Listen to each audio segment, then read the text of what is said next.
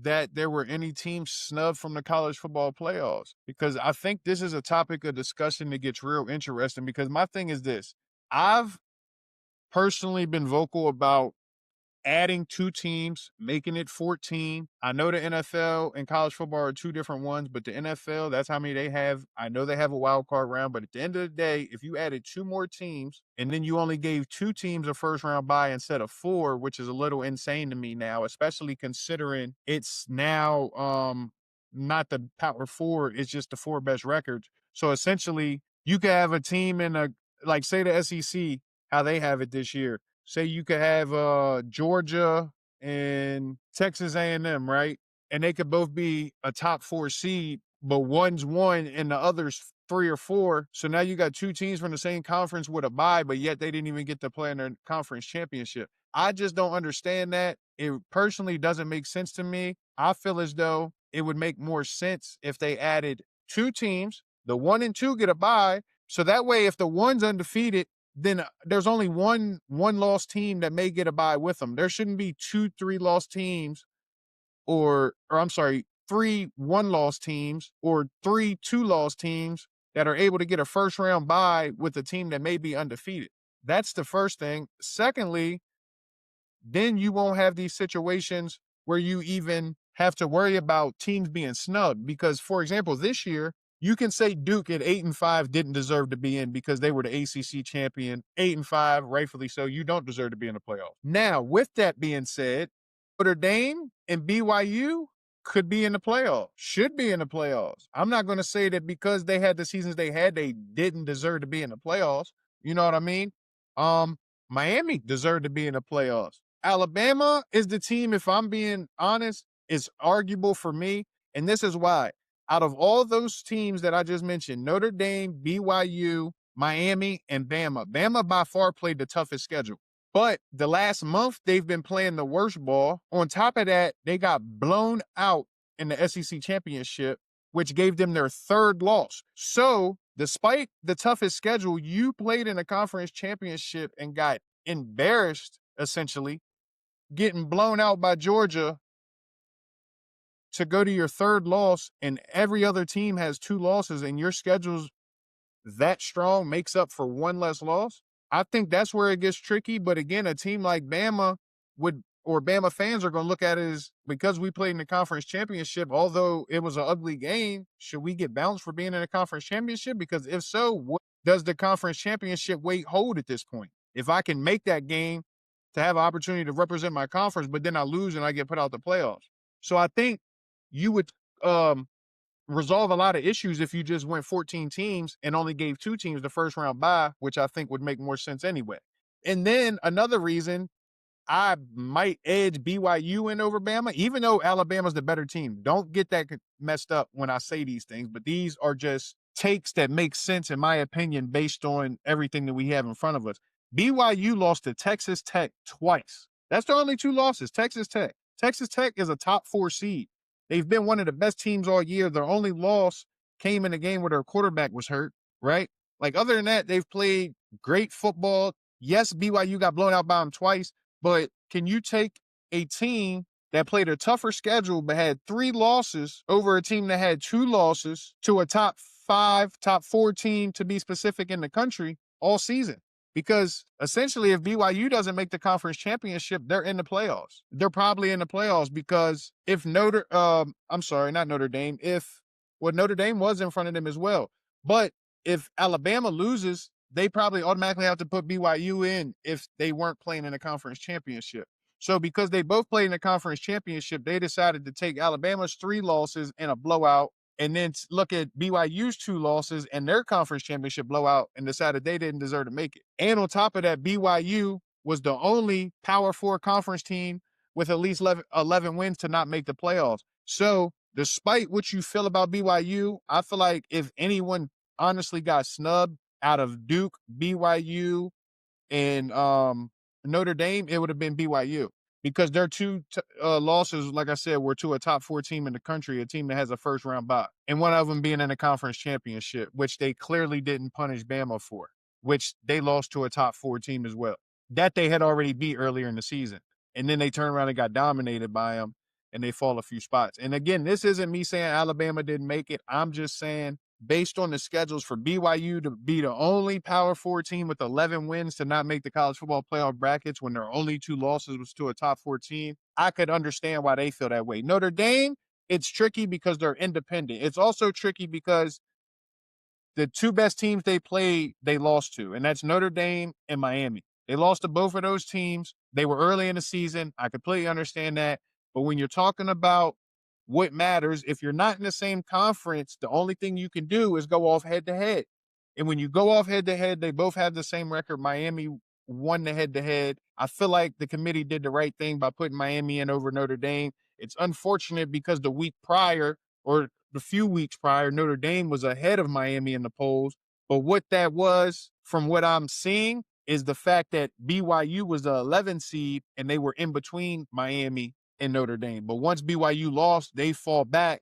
You put Notre Dame and Miami side by side. Now you have to go off of other things, which, of course, head to head is number one, as long as it's not a conference opponent, because there's nothing else to go off of, because you're not going to have a lot of common opponents if it's not a conference opponent. You know what I mean? So that was a tricky situation, but I definitely understand why Notre Dame fans would feel the way they feel, considering they were there for, however many weeks leading up to that final decision when they decided to take them out. And then Miami, that situation was very weird because I believe that Duke making the conference championship was a little absurd when things went the way they went, because the ACC has the power to overrule, I believe, the ACC, because I've seen this in the Big Ten before with, I believe it was Indiana and Ohio State a couple years ago. You can choose, so maybe the conference is different, but I know, like I said, for a fact that I'm pretty sure it was Ohio State and Indiana situation a couple years ago in the Big Ten championship when this happened. But what I'm getting at is,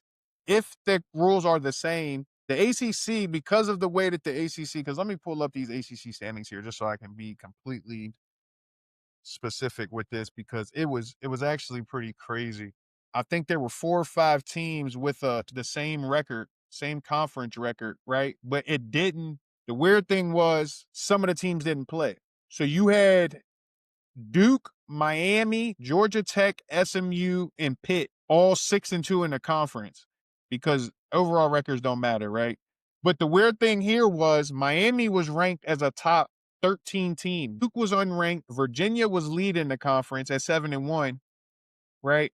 But they were ranked number 17. So Miami was the highest ranked team in the conference, but because Virginia was in first, they were still ranked behind Miami because of the last time Miami lost. Duke, for whatever reason, jumped up there because SMU got upset, because SMU was supposed to be in a SEC championship, but they got beat. Or the SEC, the ACC championship, excuse me. So they got beat on the last week by Cal, so they fell out. And then it became this tie between all 4 of these teams. And what I'm getting at is the ACC, if the rules were the same as the Big Ten, could have chose which team, because they all have the same record and didn't play head to head, got in. And they chose to put Duke in over Miami when Miami was the highest ranked team in the entire conference, which then, by the luck of the draw, it worked out to where Miami did get in because of the BYU loss and putting them and Notre Dame side by side, so they had to jump for the head-to-head. But the ACC almost fumbled the bag, because why would you not put Virginia and Miami when it's 12 versus 17? That way, whoever wins that game is for sure to get in the college playoffs. Instead, they decided to let Duke get in. Duke beats Virginia on the upset, which I predicted in a previous video. Y'all can go fact check that. And then the ACC almost didn't have anybody in their conference at all representing for the college football playoffs. So that was a situation I didn't understand, because, of course, Miami, I damn sure think would have beat Duke, Virginia, because I even picked Duke to beat them. But at the same time, it is what it is. It worked out for Miami, but the ACC definitely could have did better there, because I think they almost messed up their chances big time with that one. I definitely think they almost messed up big time with that one. So I think that between that and then, like I said, you talk about those snubs, it's tricky. You go 14 teams, you don't have to worry about it. So again, I think BYU, the only Power 4 team with 11 wins to not make the playoffs, I think that's tough. Like I said, considering they lost to one of the top 4 teams twice, one of them being in the conference championship. I know they were blowouts, but Texas Tech is the real deal. They can actually go win this thing based on what I've seen out of them. So it is what it is. If BYU isn't competitive enough to win it all, they definitely were deserving enough to be in the college football playoffs, considering those two things I just mentioned. Notre Dame, like I said, because of BYU losing, I feel like that's why they didn't get in, because they chose to keep Bama over them, and BYU was in between them and Miami, which ultimately made them choose Miami over them once they became side by side because BYU dropped. So it was unfortunate for them. And in Miami, I mean, they got in. You can't say they got in. So it worked out for them. And then, of course, they decided to put Tulane and JMU in. Now, this is where it gets tricky because any of them teams we've talked about other than Duke, because they were 8-5, but even I would argue Duke, because their resume, their record, their 5 losses are better than, and this sounds crazy, are better than any win on JMU or Tulane's schedule, I would probably say, because there's one thing that has to happen with this. I'm fine with one group of 5 school. It can't be 2. There's no way that you have an 11-win BYU team that plays in a Power 4 conference and played in their conference championship that lost to the top 14 twice out of the playoffs for a group of 5, for 2 group of 5 schools. There's no way that Notre Dame, being who they are, being ranked in the top 10 for the last however many weeks, decide y'all want to bounce them to put Miami in because of the head-to-head and then put a group of 2 group of 5 schools over them. That doesn't make sense. Duke was 8-5, so understandable. But at the end of the day, this may be, some people may agree or disagree with this, but Duke is a better team than either one of Tulane or JMU as well. And they play in a Power 4 conference where they were able to be a conference champion nonetheless. So you could put Duke in over both of these teams as well, and they wouldn't come in as 20.5-point underdogs as JMU is in their matchup for sure. Now, with that being said, like I said, I'm cool with one group of 5 school. It cannot be 2.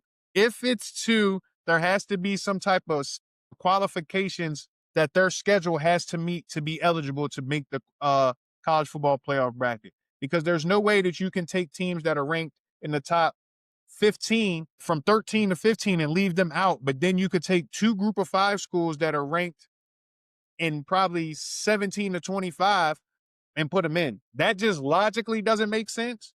And you're rewarding them for a conference championship, but then you're not punishing others for losing a conference championship. Like if you put JMU in for winning their conference championship, you take Bama out and leave Notre Dame in since they lost their conference championship, especially in dominating fashion.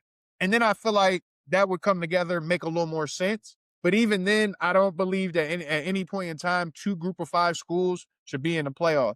I personally feel as though there needs to be another championship created for group of 5 schools that are unable to make the college football playoffs. Meaning, if there's 2 or 3 schools that may be 12 and or 11-1 or whatever their record may be, 10-2, and only one of them can get in the playoffs, then you take those other teams with other top teams that's a group of 5 and put them in a little 12-team playoff bracket or something. So that way there's still a champion of the sort at that level, and then there's 1 or 2 that, based on a dominant season, they deserve to come play with the big dogs.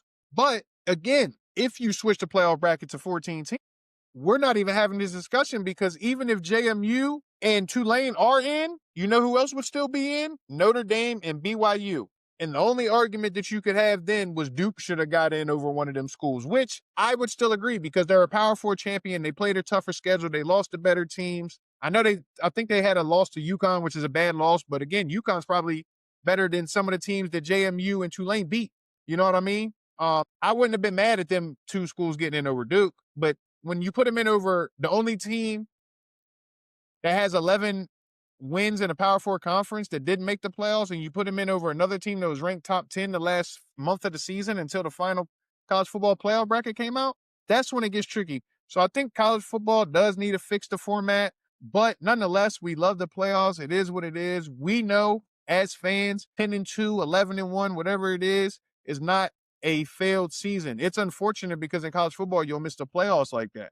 This is the only sport in the world where you can lose 2 games in a season and you won't make the playoffs. But there's so many teams, that's how it is going to be, which is why I also think that, like I said earlier in the video, they should make the 1 and 2 seed have first round buys, add 2 more teams, and then you have 2 more first round matchups. That way, the 1 and 2 seed are actually being rewarded for buys instead of 4 teams. There should not be 4 teams getting a bye. When they had it for the Power Four conferences, okay, cool, it made a little bit of sense, but then the next season changed it. Now it's the top four records. It's like, no, they shouldn't do that. At that point, they should add 2 teams. Then they don't have to worry about so much pressure on the committee because once you get to like 15 through 17, who's going to argue that those teams should have been in the playoffs? You know, but when you got teams that are right there on the outside looking in that deservingly so deserves to be in, that's when the discussions start. And again, even with this year, if you take the 14 playoff format that I'm talking about, where 1 and 2 would get a bye and you would match everybody else up, you could have kept JMU and Tulane in and just kept Notre Dame and BYU. Again, Duke would have been the argument and topic of discussion, but I don't really think it would have been a discussion because people would have looked at their record and said, okay, 8-5, they can't be in the playoffs.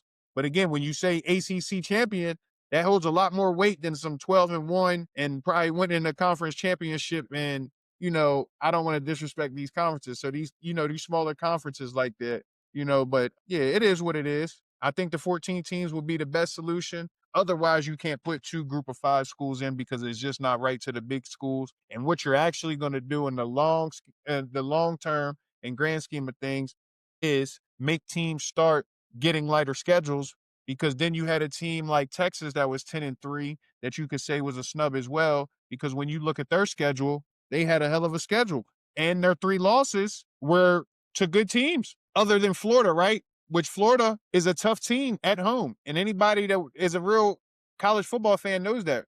When you got to go to the Swamp and play, you got issues. You know what I mean? So I don't know. I just think it's tough, man. They decided to play Ohio State the first game of the season. They lose that game when they could have scheduled, anybody. I'm not going to throw a school out there because I don't want to disrespect any schools, but like you throw a small school out there and they just spank them and then they keep their rank. But instead they decided to make one of the best matchups possible. For the first week they lose, and then at the end of the season they got 3 losses and they want to throw their 3 losses in their face when they lost to Georgia and Ohio State, which again, they're 2 of the top 4 teams in the country, but what they're doing is holding Florida's loss against them, right? Because let's talk about it. They have 3 losses. Bama has 3 losses. Bama did make the conference championship, no doubt about it. But Bama's 3 losses now, Florida beat them in a head-to-head. They played. So Florida State, Georgia, and Oklahoma, right?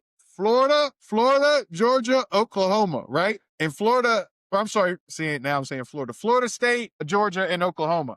Then Texas lost to Florida, which beat Florida State, Ohio State, and Georgia.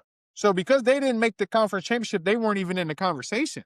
But when you compare the losses, their 3 losses are better than the 3 losses from Alabama, although their 3rd came in the SEC championship. So I think it gets real tricky. That's actually another school that you could have put in there. Like if there was a 14-team format over one of them group of 5s, I wouldn't have been mad at that. But again, I think Texas got the bad end of the deal too because they didn't make the conference championship.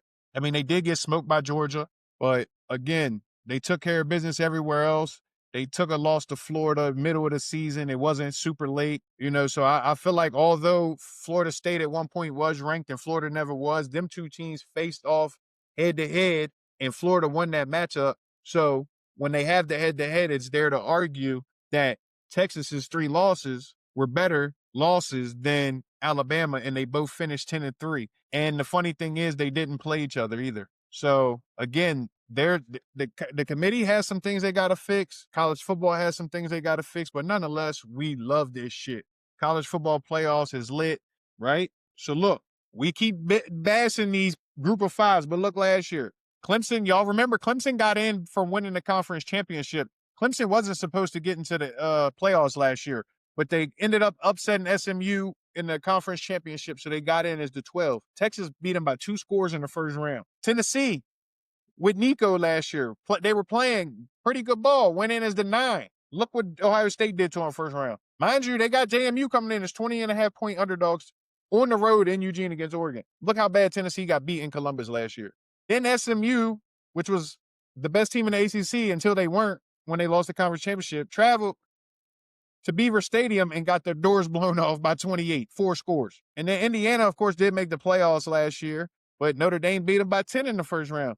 So and then of course in the second round, Ohio State still put hands on Oregon, 3 scores. Boise State, which had a first round bye, never should have happened.